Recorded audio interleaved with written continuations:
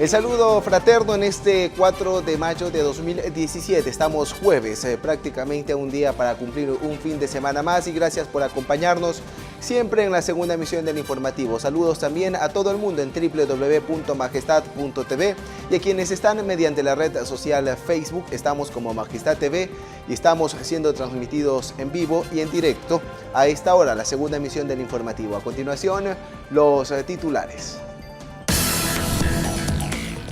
Transportistas iniciaron paralización indefinida por el peaje de Aloag. Gobernador de la provincia explicó los alcances del diálogo mantenido con los representantes de la transportación en la terminal terrestre. Tribunal Contencioso Electoral socializó su labor en Santo Domingo. En el plano internacional, Venezuela divulga video para desmentir muerte de Leopoldo López. Esto y más, a continuación, en el informativo.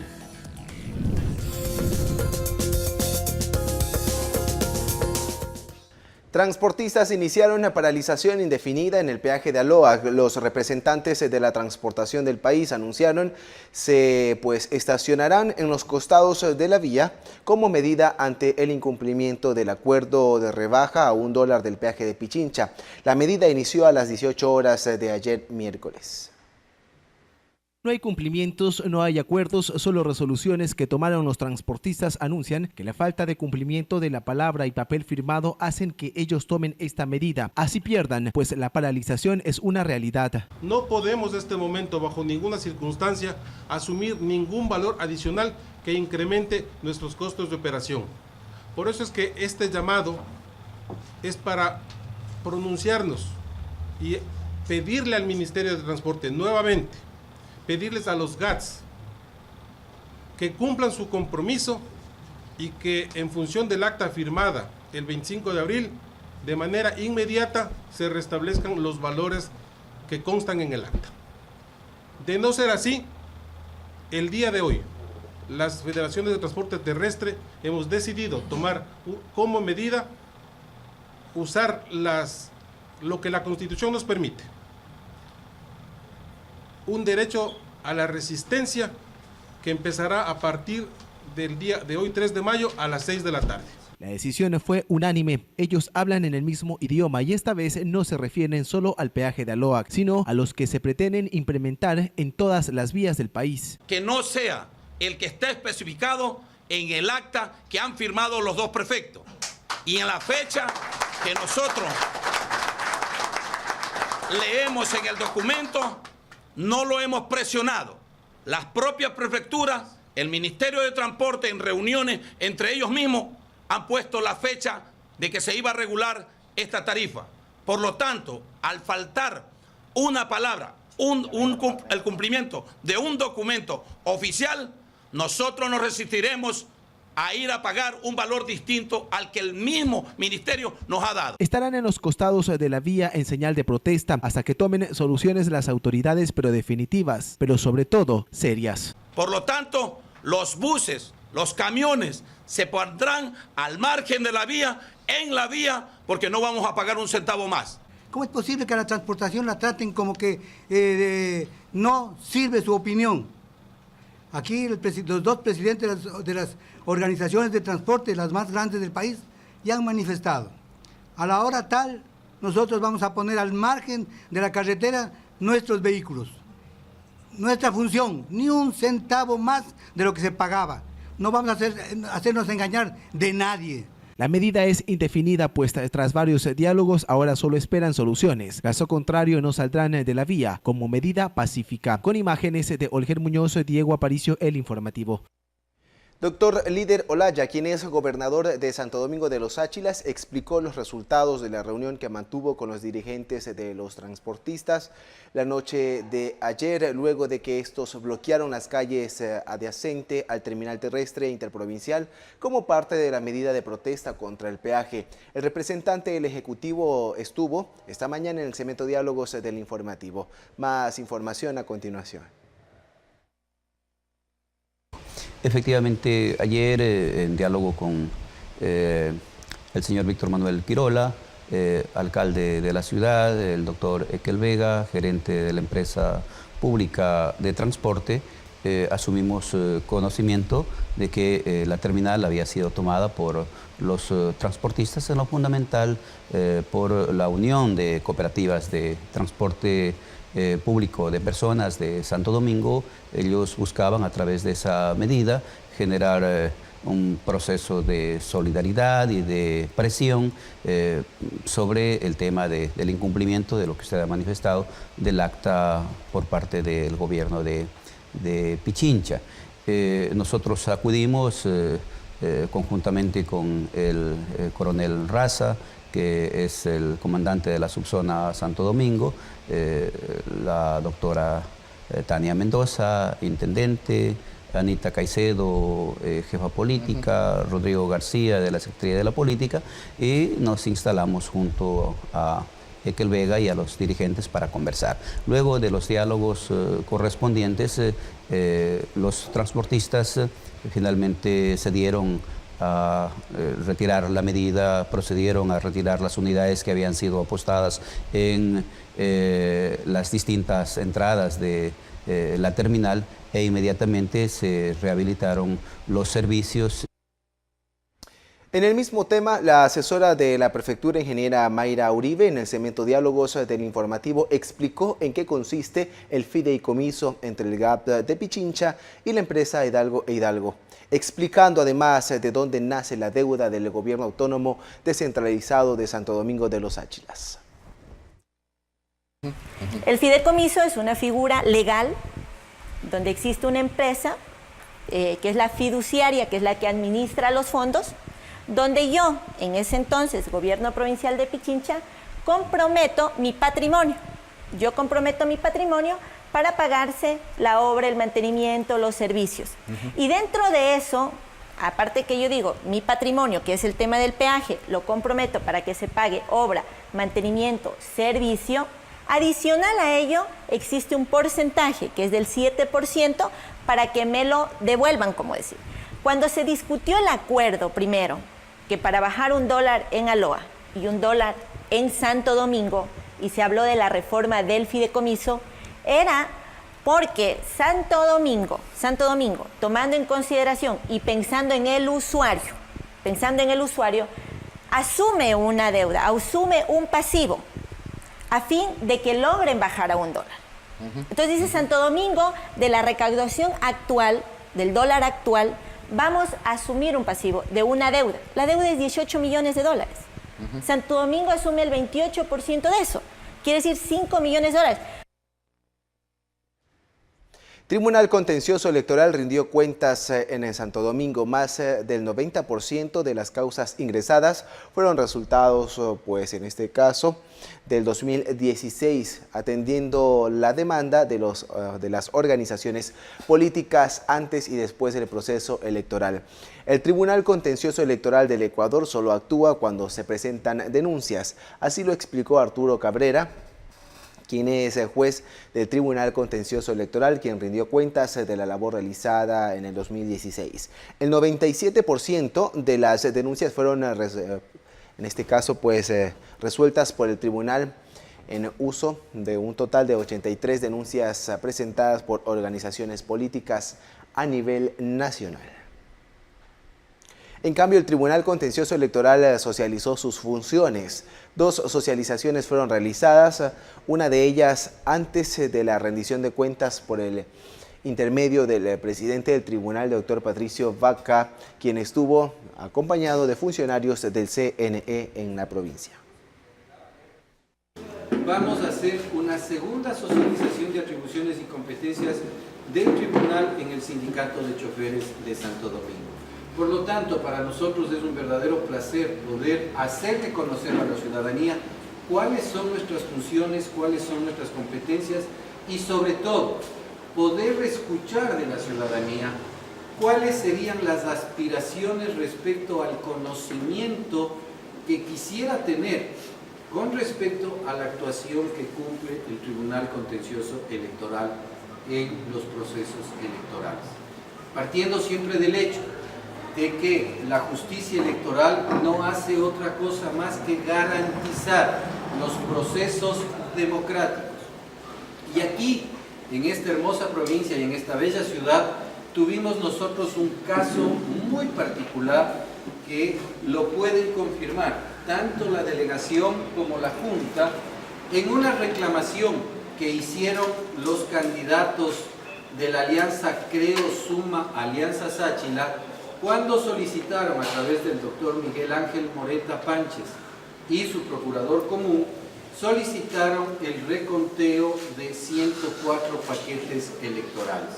En esas condiciones el tribunal, luego de analizar el petitorio, se aceptó la apertura de esos 104 paquetes, la mitad, 50 paquetes. ¿Por qué? Porque los otros 54 habíamos observado que no existían motivos o razones para que ese hecho ocurra.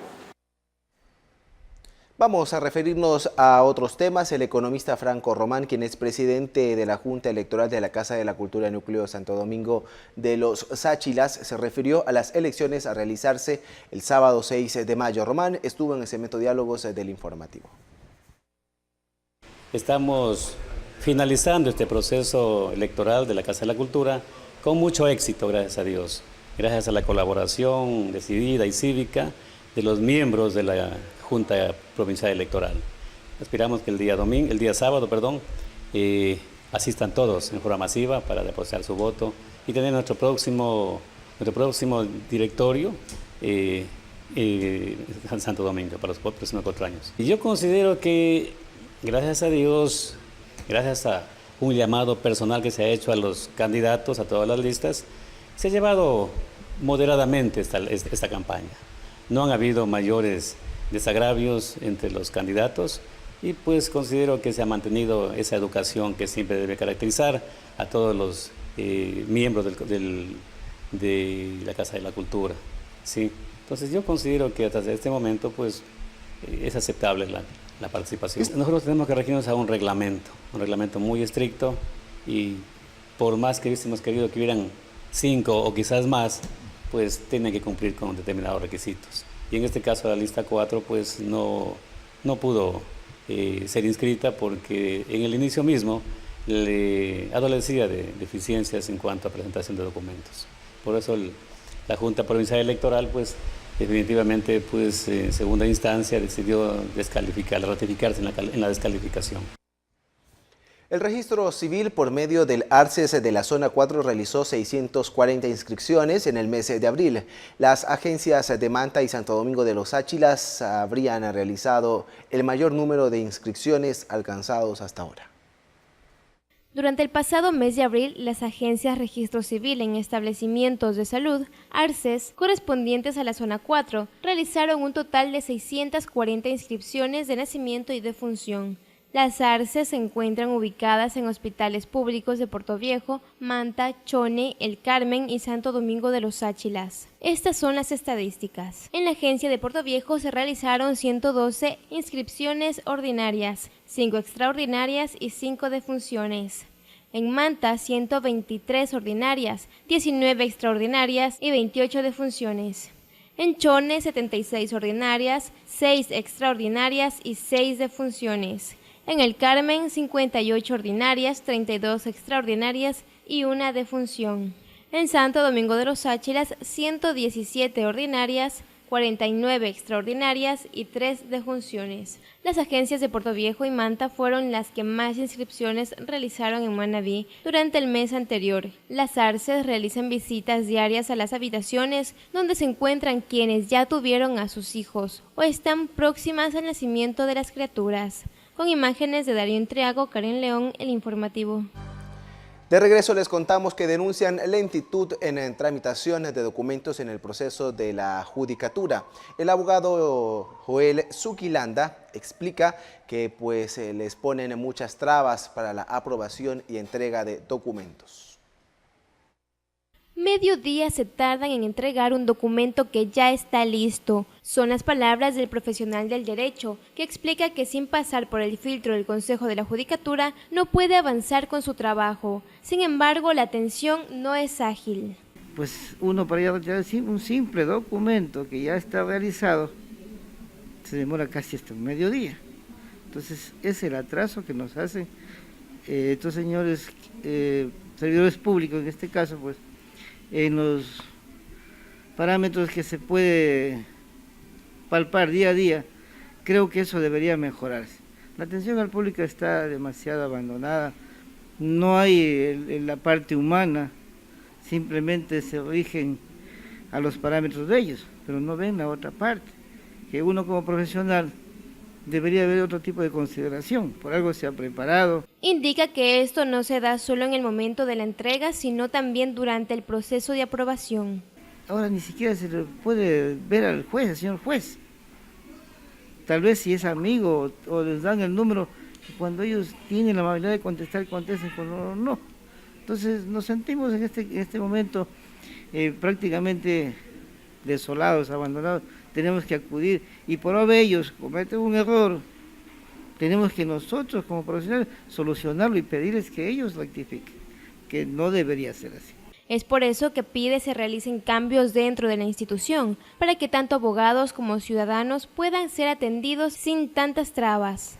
Ayer justamente tuve que enviar una resolución, una sentencia a la Agencia Nacional de Tránsito, que ya está solamente de recibirla, y no me la recibieron los señores de la Agencia Nacional de Tránsito, aduciendo de que tiene que ir el abogado o si no un familiar del interesado. Entonces yo creo que es algo que nos está pasando, estamos regresando a unos 20, 30 años atrás. Ahora que ya tenemos correo electrónico, debería ser de oficio que se hagan este tipo de notificaciones. Intentamos comunicarnos con el Consejo de la Judicatura, pero no fue posible establecer contacto. Con imágenes de Darío Intriago, Karen León, El Informativo. Edificio del registro de la propiedad está listo para atender cómodamente. A pocos días de que los funcionarios se trasladen a la nueva edificación del registro de la propiedad de Santo Domingo, los técnicos realizan los últimos detalles para que sea funcional en su totalidad. La edificación cuenta con 3 plantas, en este caso también con parqueadero y ventanillas de atención.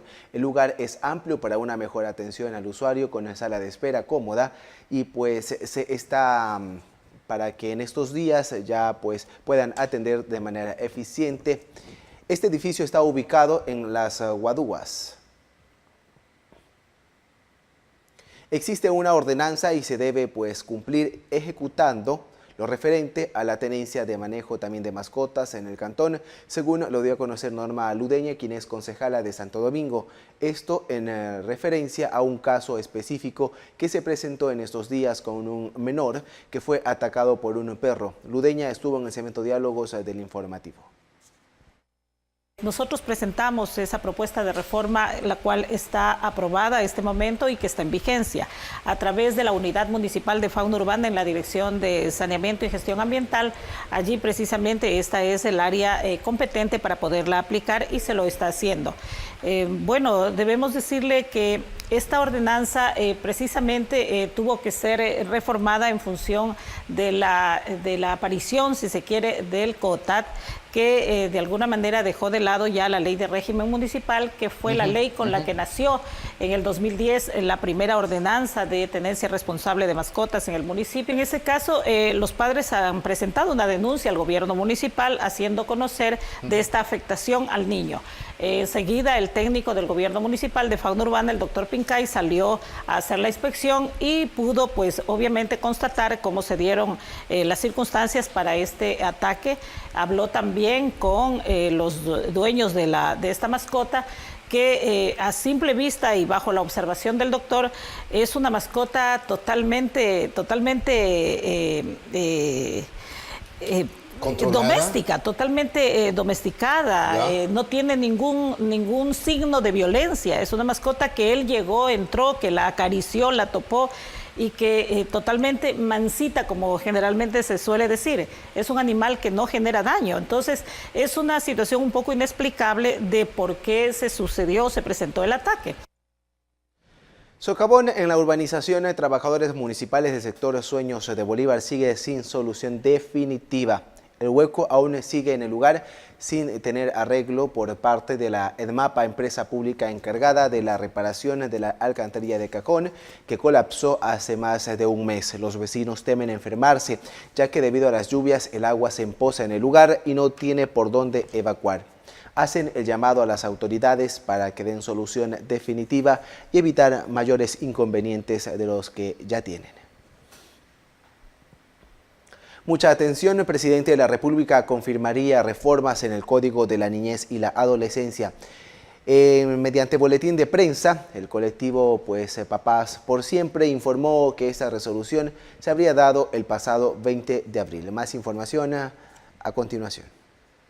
La lucha y el trabajo emprendido por quienes impulsan esas reformas, entre estos, padres y madres empeñados en traslucir las responsabilidades maternas-paternas frente a sus hijos, procurando una familia unida y vinculada sobre todo en afecto. Ha sido fructífero, pues en el gabinete presidencial, desarrollado en Quito el 20 de abril de 2017, decidieron propugnar en forma inmediata la señalada reforma legal. Y como resultado el primer mandatario se ha convencido de lo caduco que resulta la presente Ley de Niñez y Adolescencia, y ahora se ha constituido en su principal crítico e impulsor de la reforma planteada. El fundamento de los cambios que se avecinan se basaría en la necesidad de humanizar el Código de la Niñez y Adolescencia, el mismo que hoy por hoy necesitaría adecuarse a la Constitución de la República y transversalizarse así de sus valores y principios, como la coparentalidad y el vínculo familiar en igualdad de deberes, derechos y oportunidades de sus integrantes, respectivamente,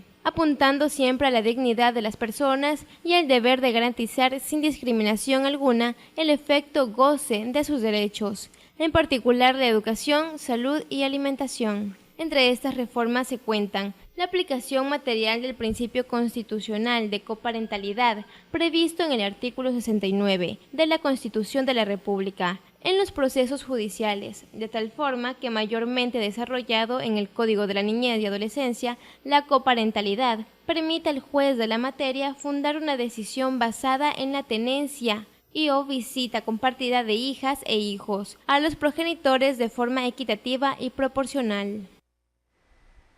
Hueco incomoda a moradores de la calle Augusto Gallet y Los Robles.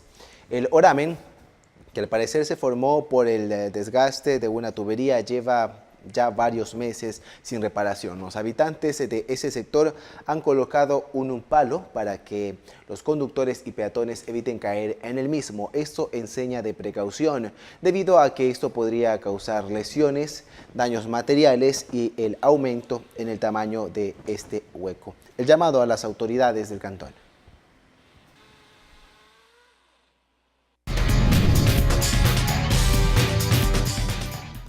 En sucesos, gas tóxico acabó con la vida de albañil en la cooperativa Virgen del Cisne, sector Zona Rosa.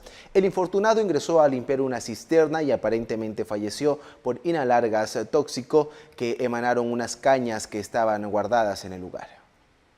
La preocupación por la lista de útiles a sus hijos hizo que Jairo Bastidas, de aproximadamente 30 años de edad, salga a trabajar. Siempre cumplía varias labores. Después del almuerzo que su madre le preparó, salió a cumplir con la misma. Limpiar una cisterna del cual ingresó y nunca más salió. Si no fue con ayuda de 2 personas que resultaron afectadas, mientras que Jairo ya no respiraba. Sí, se trata de una persona fallecida, producto que se encontraba realizando una limpieza en una cisterna, en la cual posiblemente una acumulación de gases le provocó el deceso al ciudadano. Vecinos sostienen que es la segunda vez que pasa esto en el sector, que deberían tomar las precauciones del caso para evitar más muertes. Lo que pasa que es la caña, la casa está hecha la construcción con cisterna, agua y la caña. La caña al rato que se va pudriendo emane unos químicos fuertes que produce lo que está produciendo, un químico fuerte que le mató al señor. El año pasado, el mes de noviembre, también así hubieron dos fallecidos por el mismo caso de esto del tóxico de la cisterna de que pasan. Ese es el peligro que hay que... ¿Joven? Claro, es vecino, muchacho tranquilo, simplemente. Jairo, más conocido como Loco Jairo. Todos asistieron a ver qué pasaba. El dolor se apoderó de la madre del infortunado, quien en medio de desesperaciones no quería separarse de su hijo. Su ayuda quien se despidió sin saber que era el último adiós. No, lo que pasa es que le dijeron a la mamá de mi primo que necesitaban una persona que le limpie la cisterna. Entonces mi tía cogió y lo llamó y le dijo que necesitaban y que vaya a limpiar si le deseaba. Entonces como él no necesita ahorita en este tiempo dinero, entonces él cogió y vino a limpiar. Entonces cuando dice que se ha metido, ahí ha preguntado que si eso no tiene gas, porque allá al lado donde nosotros también ya ocurrió hace un año. Sí, nosotros vimos el 14 de febrero. Entonces ella preguntó si eso no tenía gas y el señor dueño de la casa que le estaba haciendo limpiar dijo que eso no tenía gas. Y ahora toda la hora no ve. El cuerpo fue llevado al Centro de Ciencias Forenses ante gritos desgarradores de que devuelvan a Jairo, pero ya estaba muerto. Gases tóxicos acabaron con la vida del trabajador, quien no llegó con lo esperado a casa, sino que dejó un inmenso dolor. Con imágenes de Olger Muñoz, Diego Aparicio, El Informativo. Un aterrador caso sucedió en Pedernales. Hombre fue decapitado en el cantón de Manabí. El autor habría sido su primo. La cabeza del infortunado fue hallada a 1 kilómetro del cuerpo en el sector conocido como Chamanguita del cantón de Pedernales. El macabro hallazgo lo hizo un morador de ese sector. No lo podían creer, pensaron que el macabro hallazgo solo lo pudieran observar en películas, pero fue cierto, en el camino de tierra una cabeza, metros más allá el cuerpo de quien estaba desaparecido y buscado por sus familiares. Mi hermano era una persona muy buena, muy luchadora, le gustaba su trabajo, una persona de un gran corazón que le gustaba ayudar al ser humano en la forma de que él, lo que más estaba al alcance. Después de las diligencias de la DINASED, el primo de José Paneso, quien fue decapitado, se escondió entre los matorrales. Sus familiares dicen que fue él, que fue el primo, que sufre de esquizofrenia, quien atentó contra la vida del hoy occiso. En una camioneta son interceptados por el sujeto en medio del camino, el cual se les para al frente del vehículo. Obviamente, como le conocen, detienen la marcha. Y este sujeto, sin mediar antecedente alguno, procede a acercarse a la ventana del conductor en esos momentos del hoyo occiso y agredirle con algunas puñaladas y luego bajarle del vehículo para proceder de forma tan desaprensiva a quitarle la vida. Que les hace proceder de esta forma tan macabra, ¿no? Pero la oportuna reacción de la Policía Nacional, pese al lugar donde se realizó el hecho, ha permitido la rápida aprehensión de este sujeto y esperamos que... El fallecido era empresario, se dedicaba a cumplir su diario en una camaronera. Era conocido en Pedernales quienes lamentaron este asesinato o hazaña a sangre fría. Al comercio. ¿Camarón? Sí, el comercio del camarón. Productor camaronero. Joven empresario. Las investigaciones iniciaron. Por ahora hay un sospechoso y es el familiar del que le cortó la cabeza, el que dejó en un lugar el cuerpo y en el otro la otra extremidad. Diego Aparicio, El Informativo. En el plano internacional, Venezuela divulga video para desmentir muerte de Leopoldo López. El gobierno venezolano divulgó la noche del miércoles un video como prueba de vida del líder opositor encarcelado Leopoldo López, tras rumores en redes sociales de que habría fallecido. Su esposa Lilian Tintori afirma que no le han permitido verlo desde hace un mes. Le mando el mensaje a mi familia, a mis hijos. El opositor venezolano Leopoldo López fue grabado por el gobierno de Venezuela la noche del miércoles como prueba de vida. El video fue difundido en el programa de televisión del dirigente chavista Diosdado Cabello, tras rumores en redes sociales de que López había muerto. Me informa este es un mensaje de fe de vida para mi familia. Hoy es 3 de mayo, son las 9 de la noche. Es un mensaje para Lilian. No entiendo la razón por la cual se quiere dar una fe de vida en este momento. El rumor inició tras un mensaje en Twitter de un comunicador venezolano que radica en Miami, que decía que habían trasladado a Leopoldo López desde la cárcel de Ramo Verde hacia el hospital militar. La esposa de Leopoldo López, Lilian Tintori, ha denunciado que las autoridades no le han permitido ver a su marido desde hace un mes. Nos despedimos, gracias por su amable atención. Recuerde su próxima cita a las 19 horas con Jimena Toro Arévalo en emisión estelar de El Informativo. Un excelente resto de tarde.